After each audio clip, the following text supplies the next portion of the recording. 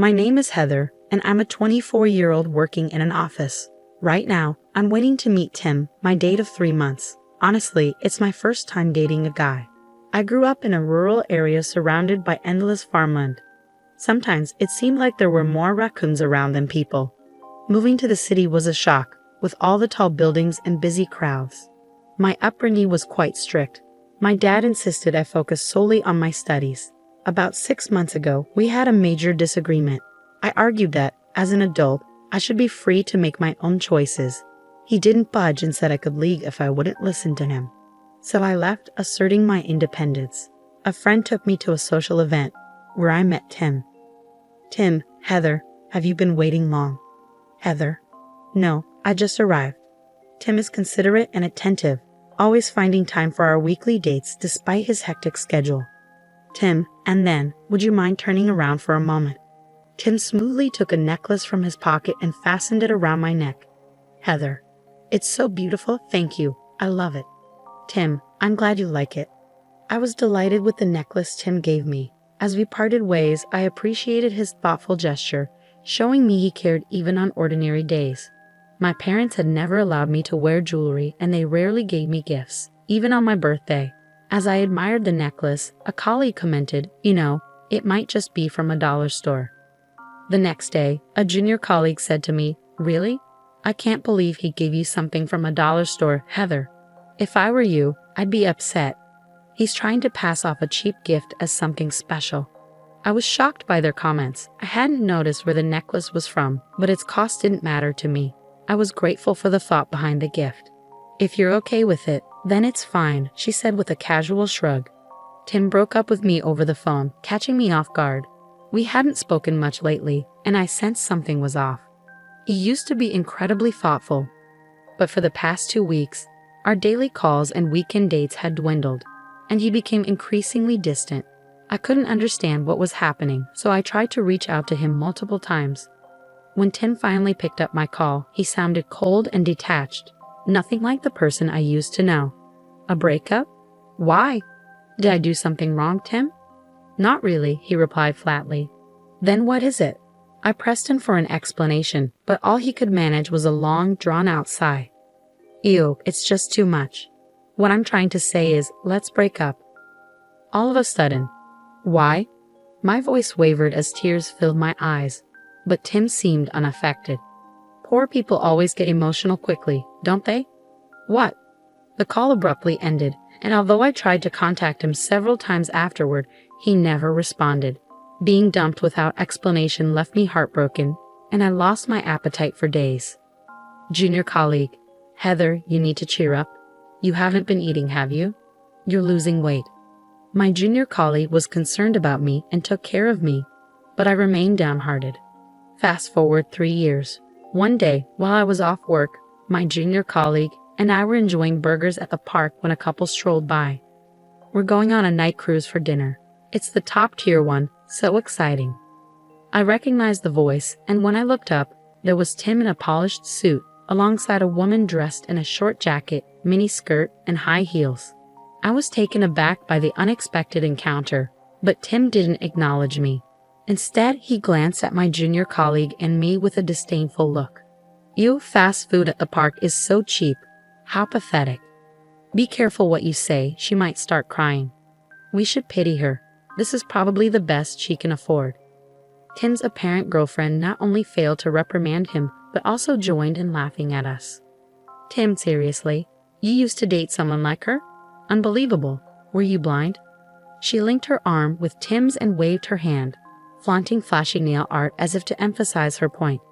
When we first met at a party, I thought she was the reserved type. She seemed refined, like she had money, but then she was content with that cheap necklace. What a poor girl. It was a major turnoff, and now she's eating a burger in the park, so low class. Tim continued to sneer and make derogatory remarks. His demeanor had drastically changed from when we were together, leaving me feeling perplexed. In my place, my junior colleague spoke up, raising her voice. Hey, how can you be so disrespectful? You owe us an apology. Tim's girlfriend sneered. Ah, you're so loud. Birds of a feather flock together, huh? People like you always have a lot to say. You're quick to snap back, but you're all bark and no bite, aren't you? They kept mocking us, adopting an air of superiority and laughing at our expense. That's enough, Heather, my junior colleague said. Let's just ignore them and move on. I was still upset, but I noticed the onlookers murmuring and seemed disturbed by the scene, so I helped my junior colleague settle down. See, you can't even respond. You really are hopeless. Enjoy being poor. You'll never be able to pull off designer brands like we do. What a joke. As I tried to calm my fiery junior colleague, the pair walked away quickly. Heather, don't you feel upset losing that phony brand couple? Maybe you still have feelings for him. Junior, I shook my head, dismissing the idea. How about we go on a dinner cruise? My junior colleague paused for a moment, then asked, are their clothes really just knockoffs? After nodding in agreement, I shared my plan with my junior colleague. Let's give them a little show. A few hours later, my junior colleague and I dressed up and made our way to the dinner cruise. We joined the line for the popular cruise, where guests could enjoy the city lights from a luxury liner while savoring an elegant dinner. As we approached the line, we saw the same couple from earlier. My junior colleague and I confidently walked past them. Tim, Heather. Tim waved dismissively when he spotted us. What's up? Lonely and broke? Did you miss me so much you changed clothes and followed me here? Sorry, I'm not interested in dealing with you. Next to him, Tim's girlfriend joined in the laughter. Girlfriend, are you feeling that desperate? Too bad you can't get a ticket now. Even I had a hard time snagging these. She waved the tickets with a grin. Guess you'll have to miss out. My junior colleague, in a playful mood, pulled out our tickets from her purse. Junior, those must be just regular tickets, right?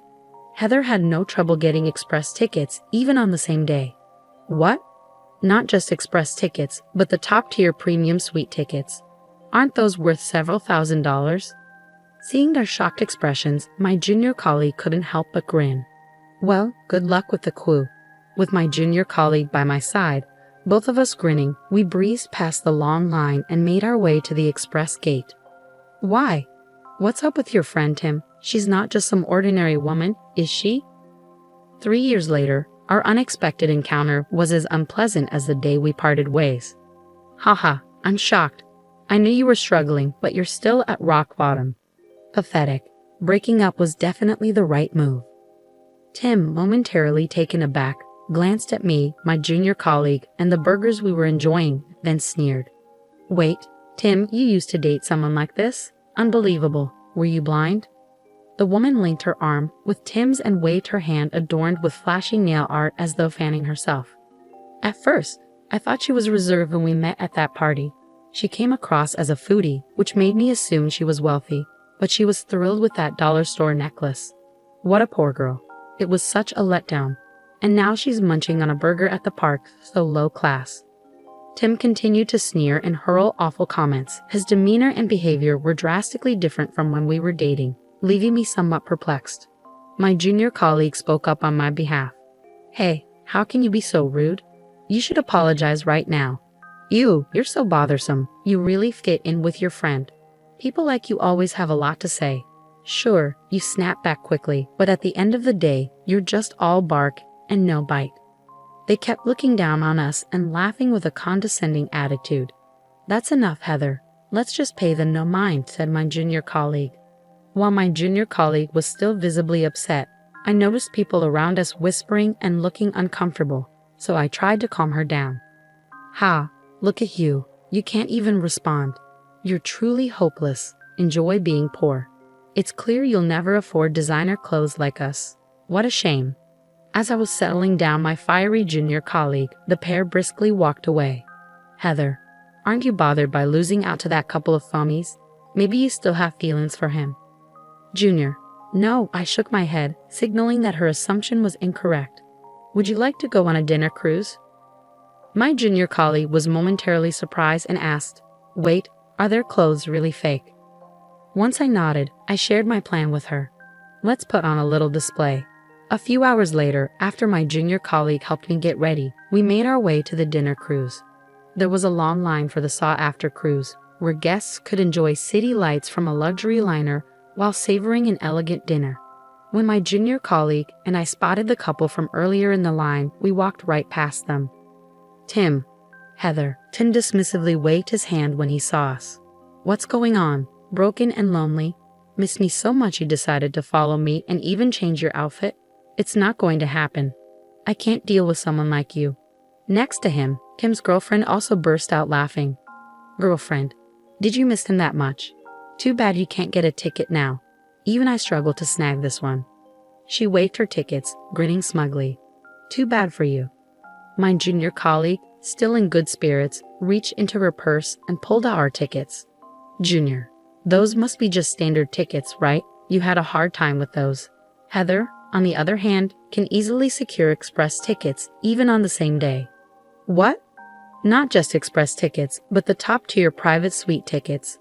Aren't those worth several $1,000s? Seeing their astonished expressions, my junior colleague smirked. Good luck waiting in line. With my junior colleague grinning beside me, we skipped past the long line and headed to the express gate. What is going on? Tim, who is she? She's not just some ordinary person, is she? 3 years later, this unexpected run-in was as unpleasant as the day we broke up. Wow, I'm amazed. I knew you were struggling, but you really haven't moved on. You're still pathetic. Breaking up with you was definitely the right decision. Tim, momentarily taken aback, glanced at me, my junior colleague, and the burgers we were eating, then sneered. Really, Tim? You dated someone like her? I can't believe it. Were you not paying attention? His companion linked her arm with Tim's and waved her hand, showing off flashy nail art. When we first met her at a party, she seemed modest. I thought she was a food expert and assumed she was wealthy. But she was pleased with a necklace from the dollar store. How pitiful. It was such a disappointment. And now she's eating a burger in the park, so low class. Tim continued to sneer and hurl insulting remarks. His demeanor and attitude had drastically changed from when we dated, leaving me feeling somewhat puzzled. In my place, my junior colleague spoke up, raising her voice. Hey, how can you be so disrespectful? You owe us an apology. You're irritating. You and your friend, you're so loud. People like you always talk back quickly, but in the end, you're just all bark and no bite, right? They continued to belittle us, laughing with an air of superiority. That's enough, Heather. Let's just ignore them, my junior colleague said. Despite my junior colleague still being upset, I noticed the people around us whispering and looking uncomfortable, so I tried to calm her down. Ha, look at that, you can't even respond. You're truly hopeless. Enjoy being poor. It's clear you'll never afford designer brands like us. What a shame. As I soothed my fiery junior colleague, the pair left in a hurry. Heather, aren't you bothered by losing out to that pair of phummies? Maybe you still have feelings for him. Junior, no, I shook my head, dismissing her suggestion. Would you like to go on a dinner cruise?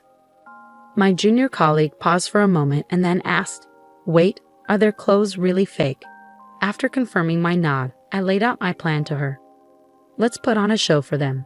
A few hours later, after getting dressed up with the help of my junior colleague, we headed to the dinner cruise. The line was long for the popular cruise, where guests could admire the city lights from a luxury liner and enjoy an elegant dinner. When we spotted the same couple from earlier in the line, my junior colleague and I confidently walked past them. Tim. Heather. As Tim noticed us, he waved his hand dismissively. What's going on? Lonely and down on your luck. Did you miss me so much you followed me here and even changed your clothes? It's not happening. I can't handle someone like you. Kim's girlfriend joined in the laughter. Did you regret it that much? Too bad you can't get a ticket now. Even I had trouble getting this one.